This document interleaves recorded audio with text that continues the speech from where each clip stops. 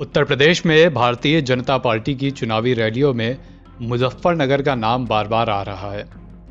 ये दो बयान सुनिए, फिर आगे की बात करेंगे। जरा बोलिए जोर से, भूले हैं क्या?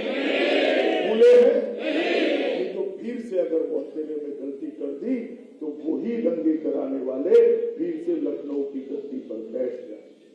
अगर कमल चुना तो दंगे नहीं होंगे। हमारे शासन में उत्तर प्रदेश के अंदर एक भी बड़ा दंगा नहीं हुआ। दंगा करने वाले जेल की सलाखों के पीछे। और समाजवादी पार्टी का मतलब तो जो मुजफ्फरनगर का दंगा करवा दे, कोसी कला में दंगा करवा दे, सचिन और गौरव जैसे युवकों की हत्या इसलिए हो जाती है क्योंकि उन नौजवानों ने अपनी बहन की रक्षा करने के लिए वे गए थे और इस आधार पर उनकी निर्दोष नौजवानों की हत्या कर दी जाती है। 60 से अधिक हिंदू मारे गए थे मुजफ्फरनगर दंगे में और 1500 से अधिक हिंदुओं को जेल में बंद कर दिया था। गांव के गांव खाली हो गए थे और कैसे बंदूकों से भून रहे थे हिंदुओं को। अमित शाह से लेकर योगी आदित्यनाथ तक अपने तमाम भाषणों में मुजफ्फरनगर दंगों का जिक्र कर रहे हैं। जानते हैं कि मुजफ्फरनगर में कब और क्या हुआ था जिसका जिक्र अब यानी 2022 तक की चुनावी रैलियों में ताजा है।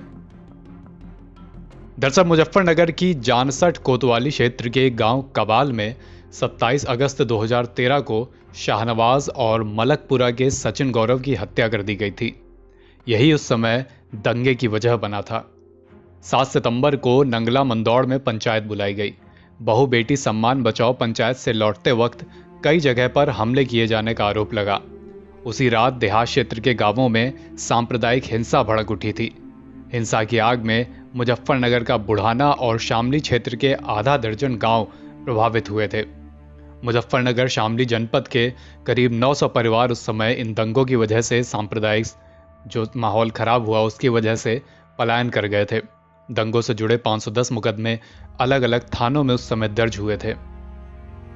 एसआईटी यानी कि स्पेशल इन्वेस्टिगेशन टीम ने जांच कर हत्या, रेप, हत्या के प्रयास, डकैती, आगजनी, तोड़फोड़ आदि धाराओं के 175 मुकदमे में कोर्ट में चार्जशीट पेश की थी। 165 में फाइनल रिपोर्ट लगाई गई थी। 170 मुकदमे खारिज कर दिए गए थे। अभी तक सिर्फ कबाल में सचिन गौरव हत्याकांड में ही आरोपियों को आजीवन कारावास की सजा हुई है। विशेष लोक अभियोजक के मुताबिक सेशन कोर्ट में दंगे के 119 मुकदमे अभी लंबित हैं। एक मुकदमे में सजा हुई है। मुजफ्फरनगर दंगे को अभी 8 साल से ज्यादा समय हो चुका है। इस दंगे में दर्ज हुए 510 में से 175 मुकदमों में एसआईटी चार्जशीट दाखिल कर चुकी है। अदालत में 119 मुकदमे पेंडिंग हैं। यूपी के गन्ना मंत्री सुरेश राणा, बीजेपी विधायक संगीत सोम आदि पर दर्ज मुकदमे समेत 77 केस बिना किसी ठोस कारण बताए उत्तर प्रदेश सरकार वापस ले चुकी है। सबूतों के अभाव में 1117 लोग बरी हो चुके हैं। सिर्फ 7 लोगों को अब तक सजा हुई है। गौरतलब है कि इस दंगे में करीब 60 मौतें हुई थी और 40,000 लोग विस्थापित हुए थे। यही मुजफ्फरनगर दंगे हैं जिनका अब तक मुख्यमंत्री योगी आदित्यनाथ से लेकर केंद्रीय मंत्री अमित शाह तक अपनी अलग अलग रैलियों में जिक्र कर रहे हैं। एनबीटी ऑनलाइन की रिपोर्ट।